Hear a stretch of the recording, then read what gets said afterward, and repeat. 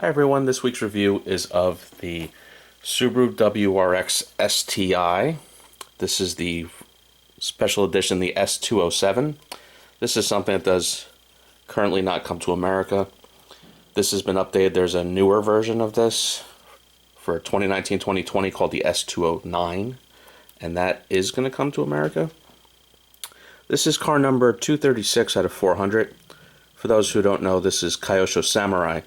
Kyosho Samurai is sealed resin. I want to be clear, this does not open. I get a lot of questions in the comments that ask if this is a die-cast car. Is it sealed resin? Do things open? And let's be clear, nothing opens sealed resin. And again, for those who don't know, Kyosho Samurai is actually outsourced by either typically GT Spirit or usually Automobile. And they kind of do some exclusive colors to what Auto might already be making, and they make these kind of JDM exclusive colors through Kyosho. And oddly enough, the Kyoshos typically have retails that are maybe 2 times as much or more than, say, an $80 Auto.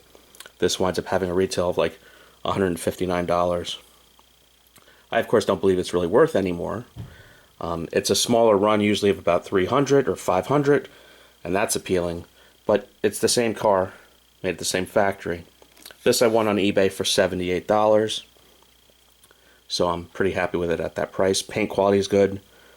Windows are decent, does not have the typical Auto GT Spirit bubbles. Wheels, of course, are very good. The only other way to get this car is actually Sunstar makes pretty much the identical car, and that is opening die-cast, but only the front doors open. And it's substantially more mass-produced and retails for about $119 and usually sells for about $100. So I typically defer to die-cast, but in many ways the Sunstar was an inferior model. So why pay more in that regard? Just have die-cast if it's inferior. In terms of packaging, just boring, typical Kyosho Samurai. It always comes in this purplish box. You can tell by that picture that's exactly what Auto does or GT Spirit does. Just a regular styrofoam inner. Nothing exciting. Nothing special. But again, happy with the price. I think next week we'll do something American.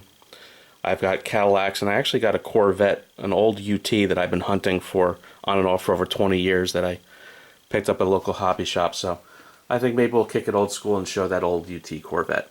So tune in, like, and subscribe. Have a good one.